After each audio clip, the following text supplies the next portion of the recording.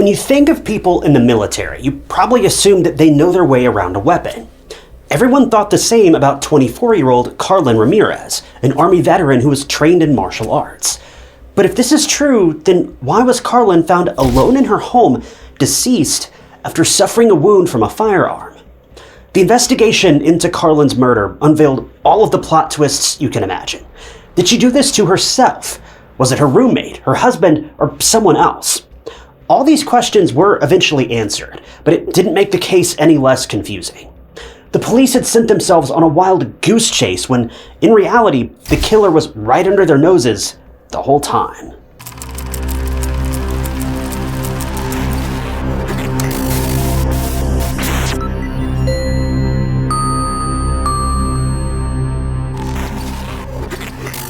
Welcome to True Crime Stories. I'm your host, Ty Knotts, and I post new true crime documentaries every single week. So if you like what you see, be sure to subscribe. It's totally free, and it just lets you know when I post new videos. Karlyn Ramirez was born on April 10th of 1991 to parents Jesus and Susan Ramirez in Beeville, Texas. She spent the rest of her childhood in Del Rio, Texas, and she had 4 siblings, 2 sisters, Laura and Roxana, and 2 brothers, Jesus Jr. and Jesus David. Growing up, Karlyn attended Comstock High School, from where she graduated in 2009. Karlyn, living in Del Rio, enjoyed the outdoors a lot and basically survived on adventure. Her father was a huge fan of the rodeo, so it didn't take long for that to rub off on Karlyn. Karlyn also spent her time bull riding, deer hunting, and raising game roosters. This, to Karlyn, was her perfect way to live life. The Ramirez family was also very religious, and Karlyn was an active parishioner at Sacred Heart Catholic Church. Karlyn did end up going to college, and she got an associate's degree, but coming from a line of Army veterans, including her mom and aunt, it wasn't long until Karlyn decided to walk down that same path. At the age of 21, Karlyn enlisted in the Army, and she was stationed in South Korea. She was also a fighter by nature. She had won several mixed martial arts tournaments. In 2014, Karlyn was assigned to the 70th Military Intelligence Brigade and the 742nd Military Battalion HOC at Fort Meade. She traveled all over the world while being stationed, and she had a lot of experience under her belt. But regardless, she was a very nice girl who was free-spirited. Karlyn was the type of person that just wanted to be better. A better daughter, a better sister, a better soldier, a better person in general. Karlyn seemingly had everything. A great job, a supportive and caring family, but she also wanted to start a family herself. She was deployed in South Korea in 2013 and met a man named Sergeant Maliek Kearney, a 35-year-old chemical weapons specialist and father of 5 children, originally from San Antonio, Texas. According to Karlyn's sister, Roxana, the couple fell completely head over heels for each other. But Karlyn's mom, Susan, felt that Maliek wasn't good enough for her daughter, and the fact that he already had children slightly bothered her. But Karlyn was happy with Maliek, so Susan decided to let her apprehensions go. The two started dating, and the relationship took off quickly. Within 6 months, Karlyn broke the news to her family that she was pregnant. Now, for Karlyn, this was nothing short of a miracle. Previously, Karlyn had been diagnosed with cervical cancer, which threatened her chances of ever being a mother. But Karlyn being Karlyn, her will to live and fight was stronger than the disease, and not long after, she was in remission. When Karlyn found out that she was pregnant, she was over the moon, and she knew that this baby was a gift from above, and she would do everything in her power to cherish it for as long as she lived. During Karlyn's early pregnancy, she and Maliek got engaged, and they were planning their wedding. At the time, though, Karlyn was stationed at Fort Meade in Maryland, and Maliek was stationed at Fort Jackson in South Carolina. Maliek had requested to be stationed closer to where Karlyn was, but this was denied, and that was really hard for the couple to accept initially. Balancing pregnancy, their jobs, and wedding planning, and being there for each other was going to be hard, but they did make it through. Fast forward to April of 2015. Karlyn and Maliek welcomed a healthy baby girl into the world, and she was named Karlyn Vale Kearney, or simply Vale. Karlyn knew at that moment she was born to be a mother. Karlyn absolutely loved Vale to pieces. Maliek also loved his family and wanted to make things official as soon as possible. So much so that the couple got married in July of 2015, just 3 months after the birth of their daughter. The main reason why they got married quickly was due to the implementation of a new Army law that involved the marriage of low-ranking officers and high-ranking officers. See, Karlyn was a low-ranking officer, whereas Maliek was a sergeant, so they needed to make things official to avoid hitting any roadblocks later on. But even after the marriage, the couple was stationed far away from each other, and Karlyn was living with Vale at the Lake Village townhomes in Severn, while Maliek was in South Carolina. Even though the situation wasn't ideal, the couple was making it work. But just 5 weeks after Karlyn and Maliek's wedding, everything came to a sudden halt when Karlyn was found lifeless in her own home. It was an everyday maintenance check on August 25th of 2015, and a maintenance man was going from house to house conducting his regular routines. When he reached Karlyn's home, though, he noticed that the back door was open. Suspicious, he called the investigators immediately. When the police arrived just minutes later, their knocks went unanswered, and the house was eerily quiet, so the police had no choice but to enter the house and search it. The downstairs level was cleared, and there was nothing out of the ordinary, if you don't count the contraceptive in the kitchen trash can and its wrapper left on the floor of the living room. When the investigators made their way up the stairs towards the master bedroom, there was still no sound coming from anywhere. When they finally opened the door to the bedroom, before them was a horrific scene. On the floor beside the messed up bed laid a woman's lifeless body holding a newborn baby in her arms. That woman was tragically 24-year-old Karlyn Ramirez, who had now passed, holding her daughter Vale, who was thankfully unharmed. Karlyn had multiple wounds to the chest, and her clothing from the waist down was pulled all the way down to her ankles. Not only this, but she also had defensive wounds in the form of scratches and bruising all over her arms, neck, and face, indicating that there'd been a struggle during the attack. The police immediately freed the 5-month-old baby from Karlyn's arms, and they were relieved to find that Vale was in perfect health. But it was clear that something terrible had happened to Karlyn, and it might have even involved the perpetrator forcing himself on her before her passing, which is beyond awful. The thing about this that seems so unexpected is the fact that Karlyn, as we established, was a very well-trained woman when it came to self-defense and martial arts. The fact that someone wasn't just willing to do this, but physically capable of doing this, it's almost unbelievable. Karlyn's body was taken in for an autopsy, and the investigators turned the crime scene upside down, looking for more evidence. Well, they did find another clue, a part of the murder weapon. A single shell casing was found on the ground near Karlyn's body, and after analyzing it, the police were able to determine the type of firearm that was used on Karlyn, and it was a .357 caliber revolver. In the meantime, Karlyn's autopsy results came out, and they were terrifying as well as shocking. According to the results, Karlyn had been fired at 3 times at close range, and it seemed like the bullets hit Karlyn in the front, indicating that she was facing her killer. Shockingly, a thorough assault examination was done on Karlyn, and the results showed that Karlyn hadn't been taken advantage of. So the detectives were even more suspicious because the perpetrator had deliberately staged the crime scene and Karlyn's body to make it look like it was a crime of sexual nature. But that wasn't the case. When Karlyn's family was made aware of her sudden passing, everyone was bereaved. But one question was rearing its head in everyone's minds. Why was Karlyn, a serving Army officer, attacked so brutally? She should have been able to disarm the perpetrator given her fighting experience, but her mom, Susan, had an inkling that even Karlyn, a trained soldier, would comply with anything and surrender if it meant that her daughter Vale was unharmed. Karlyn's sister Roxana also recalled a bizarre incident the night before the attack. She received a call from a very panicked Karlyn. She was very concerned that she was in danger and just wanted her child to know that she loved her.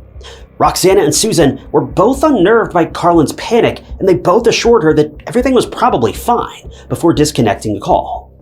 But sadly, this was the last time Karlyn called her family, and now she was gone. So was the crime really what it looked like? Was someone using Vale as a way to control Karlyn and ultimately end her life? And was there someone Karlyn was afraid of? And why would Karlyn feel unsafe in her own home? But also, who was the perpetrator? The investigators had a lot of questions, and they had to start somewhere. The Anne Arundel County detectives and Army investigators announced a $20,000 reward for any leads as to who the killer might be. In the meantime, the police focused all their attention on people who would have wanted Karlyn gone, and the first person that came to mind was none other than her husband, Maliek. The detectives immediately made their way to Maliek, who was still in South Carolina on August 27th, and they called him to the police station. When the investigators broke the news of Karlyn's passing, Maliek was understandably emotional. Maliek went on to say that the last time he saw or spoke to Karlyn was on August 1st, before coming back to South Carolina. When the detectives checked Maliek's alibi, phone records, and surveillance footage, all of these things pointed to the fact that Maliek was at home at the time of Karlyn's attack. When the police asked where Maliek was at the time of the attack, he said that he was alone at home. So all of this was really weird. Who had done this to Karlyn and why? Well, there was some interesting information that surfaced right after Karlyn's body was found by the police, and it was from a fellow Army veteran named Sergeant McDaniels, who was also Karlyn's commanding officer. First, he told the detectives that there were two people living in the house at that time, Karlyn and a roommate named Marissa, who wasn't home. In fact, she was on vacation at the time of Karlyn's attack. The second thing he mentioned was what got the investigators intrigued. Sergeant McDaniels went on to disclose that Karlyn was having an affair with another soldier. Now, Maliek was understandably angry and hurt over his wife's infidelity, and he demanded that Karlyn tell the commanding officer herself, which is how the sergeant came to know about the affair to begin with. Sergeant McDaniels also went on to tell the detectives that Karlyn had confessed that after this whole situation, Maliek had become more controlling and obsessive over her. He wanted to know where Karlyn was at all times. He got extremely jealous when Karlyn even spoke to another man, and overall, the relationship had just gone downhill at that point, and naturally so. This behavior led to Karlyn asking for a divorce, and she also filed for a no-contact order against Maliek. But Maliek was adamant about not leaving Karlyn. Simultaneously, the police also contacted Marissa, as well as the man Karlyn was having an affair with. They wanted to check their alibis and clear them if they didn't have a hand in Karlyn's passing. Karlyn's secret lover was questioned by the police, and they found out that he was also married. But he was very cooperative and even gave his DNA, which surprisingly matched the one on the contraceptive found in Karlyn's living room. The man also went on to say that he and Karlyn continued to see each other even after they'd been caught. The man even went on to say that he actually met up with Karlyn on August 23rd, which was 2 days before Karlyn's attack. He confessed that things had gotten intimate between the two, further corroborating what the detectives found inside of the house. The man was on the police's radar, but after his phone and car were checked, he was cleared, leaving the investigators even more confused. Clearly, Karlyn's newfound love interest wasn't her killer, and there was no obvious motive for him to end Karlyn's life because both of them had been demoted after their affair was exposed. Marissa's alibi was also checked, and she was in the clear. So the detectives had no choice but to start from the bottom again. But there was one thing that the police found very suspicious, and they decided to zero in on Maliek again. See, after hearing about Maliek's behavior, the no-contact order, and everything that went down after Karlyn's affair, the detectives were left feeling unsettled, and they had an inkling that there was something more to Maliek than he was letting on. Well, something did come up on his phone records, and it was the mention of an app. To be specific, it was an app that was found installed on Maliek's phone that would quickly erase the entire device with a simple push of a button. Now, that's alarming enough, because who has an app like that on their phone? But what really caught the police's attention was the date set on the app. Apparently, Maliek had set the app to remove all data from the night of August 24th to the morning of the 25th. The date was eerily coincidental with the timeline of Karlyn's attack, and the investigators knew for sure that something was fishy. With a stroke of luck, the detectives were able to recover the wiped data, and what it revealed led them in the right direction. Maliek, who was so angry with Karlyn for disrespecting him and their relationship by starting an affair, was cheating on Karlyn behind her back too. Not only that, but his affair dated back to almost 2008. The police were uncovering one mysterious layer after another. Both Karlyn and Maliek were unfaithful to each other. But it's funny how he essentially forced Karlyn to expose her affair and get demoted, whereas he was keeping his escapades on the down low. If that wasn't enough, Maliek was also having an affair for 7 years with an Army veteran, and her name was Dolores Delgado, and she lived in Florida. It's too bad that Dolores, the very woman he was having this on and off again affair with for almost 7 years, would eventually become his downfall. The detectives paid a visit to Dolores in Florida, and she immediately laid down her messy history with Maliek. Dolores and Maliek had met overseas, and they started a secret romance. But this affair was anything but normal. Both of them would fight, break up, and get back together over and over again, and in the meantime, both Dolores and Maliek pursued other people. But somehow, both of them found their way back to each other every time, and they eventually agreed to just continue the affair on and off, which is kind of insane. Stringing along other people while going on with this mess of an affair is beyond complicated, and it could have negatively affected so many people's lives, and it's just gross. Considering the timeline dating back to 2008, Maliek most definitely stepped out on Karlyn while they were dating, during her pregnancy, when they got engaged, and obviously during their marriage. But anyway, Dolores went on to deny having any involvement in Karlyn's attack, and she proceeded to tell the detectives that she was with Maliek at his place in South Carolina on August 24th. This was immediately weird for the investigators to hear because, according to Maliek, he was home alone. So who was lying? Well, in order to find that out, the detectives went through Dolores' phone, and that was when they discovered texts between the two.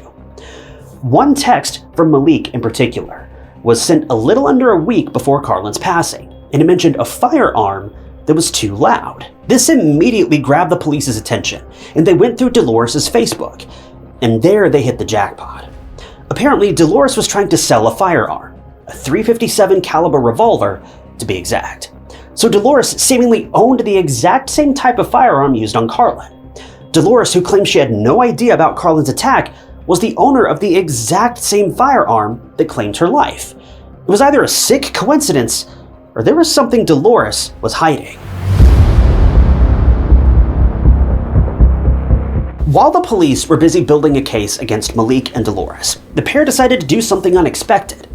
Maliek and Dolores decided to move out of their respective homes in South Carolina and Florida and move to Texas together. This was alarming for the police, and before the pair tried to move around too much, the detectives had to arrest them, even though the evidence against them was still not very solid.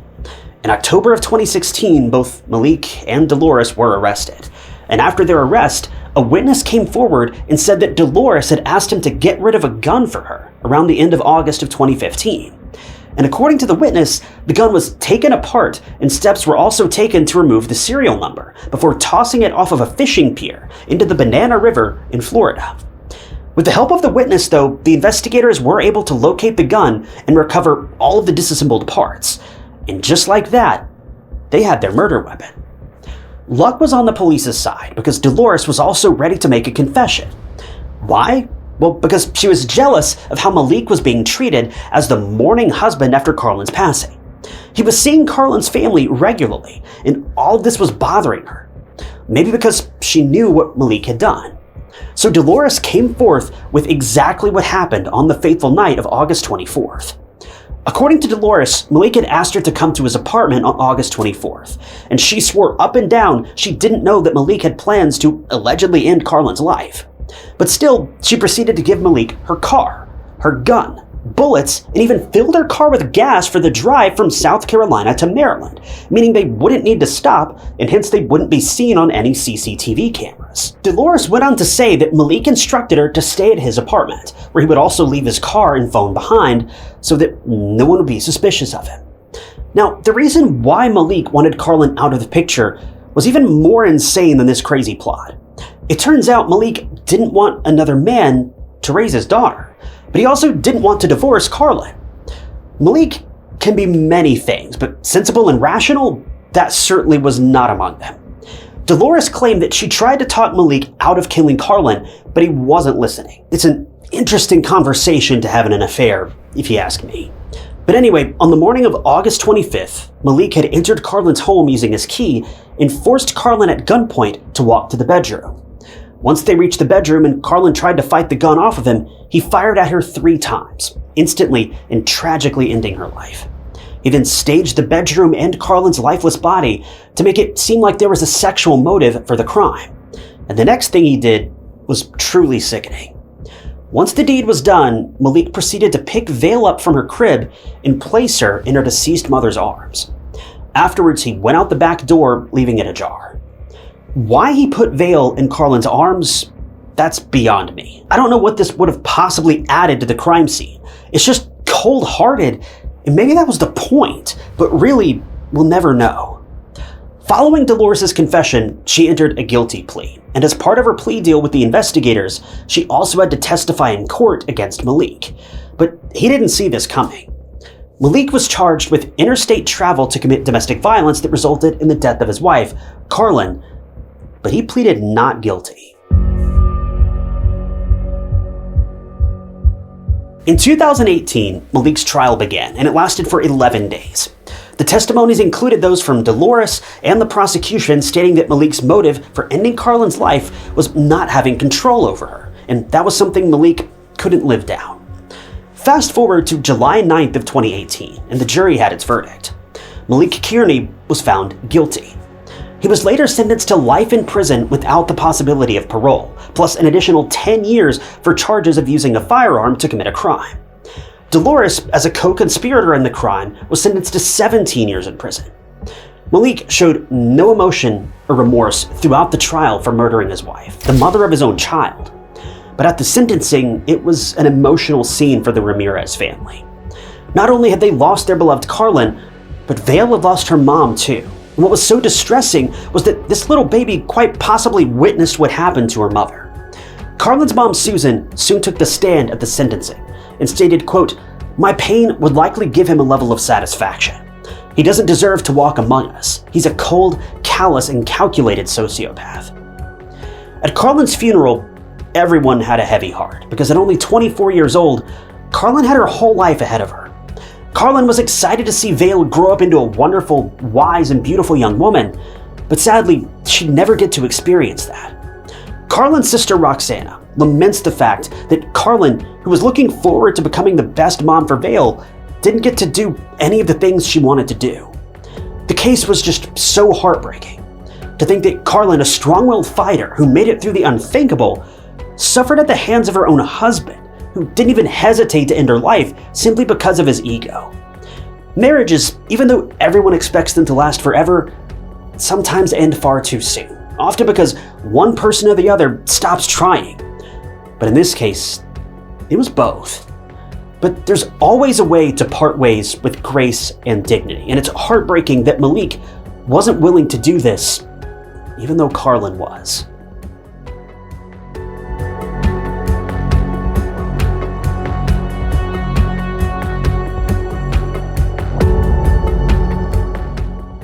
Thank you guys for tuning in to another episode of True Crime Stories. I wanted to give a special thank you to a couple channel members, including MC and Rachel Farrer. If you also want to become a member of the channel, you'll gain access to new videos sometimes days or weeks before they're uploaded to the public. And it is a great way to support the channel and help out, and I really appreciate all of you guys that have decided to do that. If you want to join, you can click that big join button below the video, or find the link down in the description. And don't forget, True Crime Stories t-shirts are also now available, and you can grab one of those from the link down in the description as well. But as always, if you enjoyed this video, check out this other interesting case I covered, and don't forget to subscribe. It's totally free and it just keeps you up to date with all my future videos. But my name is Ty Knotts, and I'll catch you guys in the next one.